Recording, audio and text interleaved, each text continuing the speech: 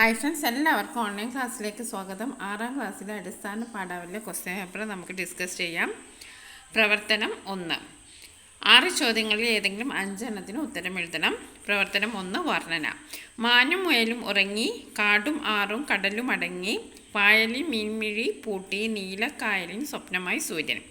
രാത്രിയുടെ വരവിനെ കുറിച്ചാണല്ലോ സച്ചിദാനന്ദൻ വർണ്ണിക്കുന്നത്. വേഗമുറങ്ങൂ എന്ന കവിതയിലെ ആശയങ്ങൾ, പ്രയോഗങ്ങൾ എന്നിവ ഉൾപ്പെടുത്തി ഉറങ്ങുന്ന പ്രകൃതിയെക്കുറിച്ച് വർണ്ണന തയ്യാറാക്കുക. അപ്പോൾ പ്രകൃതിയെക്കുറിച്ചുള്ള വർണ്ണന തയ്യാറാക്കാനാണ് ആദ്യത്തെ ചോദ്യം. രണ്ടാമത്തെ ചോദ്യം, രാത്രി പകരം പദം വരുന്നത് ഏത്? മിഴി, നിശ, പാരം. അപ്പോൾ രാത്രി എന്ന അർത്ഥം വരുന്ന വാക്ക് ഏതാണ്? നിശയാണ്. ഓക്കെ, അപ്പോൾ ആദ്യത്തെ ചോദ്യം വർണ്ണന തയ്യാറാക്കുക. ഇനി രണ്ടാമത്തെ ചോദ്യം, പ്രവർത്തനം 2 താരതമ്യക്കുറിപ്പ്. യുദ്ധവും ക്ഷാമവും കൊണ്ട് ഇരുളിലാണ്ട റഷ്യയിലെ ഒരു തെരുവിലൂടെ നടന്നു പോകുമ്പോൾ ടോൾസ്റ്റോയ് ഒരു യാചകനെ കണ്ടുമുട്ടി. ടോൾസ്റ്റോയ് തൻ്റെ കീശകളിൽ തിരക്കിട്ട് തപ്പി നോക്കിയപ്പോൾ അതിലൊന്നും ഉണ്ടായിരുന്നില്ല. സഹായിക്കാനാവാത്തതിന് അദ്ദേഹത്തിന് വല്ലാത്ത കുറ്റബോധവും വ്യസനവും തോന്നി. അദ്ദേഹം ആ യാചകനെ നെഞ്ചോട് ചേർത്ത് പിടിച്ചുകൊണ്ട് പൊടിയും ചെളിയും പുരണ്ട കവിളി ചുംബിച്ചുകൊണ്ട് പറഞ്ഞു, എൻ്റെ സഹോദര, എന്നോട് കോപിക്കരുത്. എൻ്റെ കയ്യിൽ നിനക്ക് തരാനായി ഇപ്പോൾ ഒന്നുമില്ല. പക്ഷേ ആ യാചകൻ തൻ്റെ മെലിഞ്ഞ മുഖം ഉയർത്തി കണ്ണീർ തൂക്കിക്കൊണ്ട് മൊഴിഞ്ഞു, ഹാ, അങ്ങനെ സഹോദര എന്ന് വിളിച്ചല്ലോ, അതുമാത്രം മതി എനിക്ക്. പ്രശസ്ത സാഹിത്യകാരനായ ടോൾസ്റ്റോയുടെ ഒരു അനുഭവമാണ് മുകളിൽ കൊടുത്തിരിക്കുന്നത്. നിങ്ങൾ പഠിച്ച സഹോദര ശ്രുതി എന്ന പാഠഭാഗത്തിലെ സഹോദരന്മാരുടെ കഥയും ടോൾസ്റ്റോയുടെ അനുഭവവും താരതമ്യം ചെയ്ത് കുറിപ്പ് തയ്യാറാക്കുക. ഇവിടെ ഒരു താരതമ്യ കുറിപ്പ് തയ്യാറാക്കാനാണ് പറഞ്ഞത്. പ്രവർത്തനം 3 ആസ്വാദനക്കുറിപ്പ്. മഞ്ഞക്കിളി. നാളുകൾ 4 കൊണ്ട് അമ്പഴക്കൊമ്പത്ത് മാളിക തീർത്തുപോയി മഞ്ഞക്കിളി ഉൾപ്പെടും വാസനയുത്സാഹം കൊള്ളവേ കുപ്പയിൽ നിന്നൊരു കൂടുപൊങ്ങി, വെള്ളരേപ്പെന്തിന് ഭദ്രമീ കൂടിൻ്റെ ഉള്ളറ യമ്മതനുള്ളുപോലെ, മിന്നാമിനുങ്ങും വിളക്കിനില്ലന്തിയിൽ എന്നാലും ശോഭനം ഈ ഭവനം, കൂട്ടരെ നോക്കുവിൻ അമ്പഴക്കൊമ്പത്തെ കൂട്ടിലെ പൈങ്കിളി മുട്ടയിട്ടു, എന്തുമിനുമിനു പെന്തു മുഴുമുഴു പെന്തൊരു കൊച്ചു രസക്കുടുക്കാം, മുട്ടകളവല്ലി ആനന്ദപ്പാൽക്കടൽ മുത്തുകൾ തന്നെ ആണെന്ന് തോന്നും, അമ്മക്കിളിയുടെ കണ്ണും കരളുമാണ് ഈ മുട്ടയുടിച്ചിടല്ലേ. വൈലോപ്പള്ളി ശ്രീധര മേനോൻ്റെ ഒരു കവിതയാണ്. വാസന എന്ന് പറഞ്ഞാൽ ജന്മവാസനയാണ്. അപ്പോൾ ഇതിൽ നമുക്ക് ഈ കവിത വായിക്കുമ്പോൾ മനസ്സിലാകുന്നത് അമ്മക്കിളിയുടെ കരുതലും സ്നേഹവുമാണ്.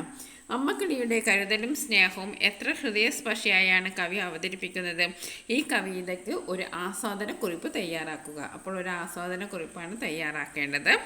ഓക്കെ, അടുത്തത് പ്രവർത്തനം 4 ഉപന്യാസം. സച്ചിദാനന്ദൻ്റെ വേഗമുറങ്ങൂ എന്നുള്ള കവിതയിൽ അച്ഛന് മകളോടുള്ള സ്നേഹത്തെക്കുറിച്ചാണ് പറയുന്നത്. കടുമന്നിട്ടിയുടെ ഊനാൽപ്പാട്ട് എന്ന കവിത കുടുംബ ബന്ധത്തിൻ്റെ ആഴത്തെ വ്യക്തമാക്കുന്നു. ചുവടെ കൊടുത്തിരിക്കുന്ന സൂചനകൾ കൂടി ഉൾപ്പെടുത്തി കവിതകളുടെ ആശയത്തെ മുൻനിർത്തി സ്നേഹമാണ് കുടുംബത്തിൻ്റെ ശക്തി എന്ന വിഷയത്തെക്കുറിച്ച് ഒരു ഉപന്യാസം തയ്യാറാക്കുക. നിങ്ങളുടെ അനുഭവങ്ങൾ കൂട്ടിച്ചേർത്തുകൊണ്ട് 3-4 ഖണ്ഡികയിൽ എഴുതുമല്ലോ. അപ്പോൾ ഒരു ഉപന്യാസം തയ്യാറാക്കാനാണ്. അതിന് കുറച്ച് സൂചനകളൊക്കെ നൽകിയിട്ടുണ്ട്. കുടുംബ ബന്ധം, അച്ഛൻ്റെ കരുതൽ, മക്കളുടെ സ്നേഹം, സഹോദര സ്നേഹം, മാതൃവാത്സല്യം, ഇതൊക്കെ ഉൾപ്പെടും. ഇനി അടുത്തത് സംഭാഷണമാണ്. പ്രവർത്തനം 5 സംഭാഷണം. പലവട്ടം അവൾ തേങ്ങാക്കൂടിൻ്റെ കീഴറയിലേക്ക് നടന്നു. അവളുടെ ഉടുപ്പ് മഴ കണ്ണീരിൽ നനഞ്ഞു. കുറേ നാളായി ഈ തേങ്ങായ്ക്കൾ മഴ കൊള്ളുകയാണെന്ന് അവൾക്ക് തോന്നി. എന്ന പൈത്യം, തേങ്ങാപ്പുര ഒഴിഞ്ഞു കിടക്കുന്നു. തെങ്ങുകൾ അവളോട് ആവലാതി പറഞ്ഞു. എന്തൊക്കെയായിരിക്കാം തെങ്ങുകളും അക്കമ്മയും തമ്മിൽ പറഞ്ഞിട്ടുണ്ടാവുക? സംഭാഷണം തയ്യാറാക്കുക. അപ്പോൾ അക്കമ്മയും തെങ്ങും തമ്മിലുള്ള സംഭാഷണമാണ് നിങ്ങൾ എഴുതേണ്ടത്. പ്രവർത്തനം 6 വിശകലനം.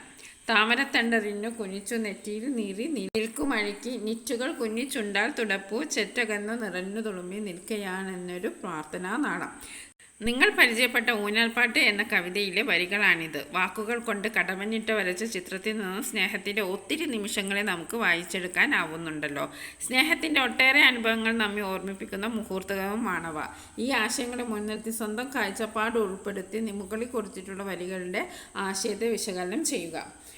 അപ്പോൾ ഊഞ്ഞാൽപ്പാട്ട് എന്ന കവിതയുമായി ബന്ധപ്പെട്ട ഒരു ചോദ്യമാണ് അത്. നിങ്ങൾ കവിത വായിച്ചപ്പോൾ നിങ്ങൾക്ക് മനസ്സിലായി കാണും. പ്രാർത്ഥനാ നാളം എന്നതുകൊണ്ട് ഉദ്ദേശിക്കുന്ന അമ്മയെയാണ്.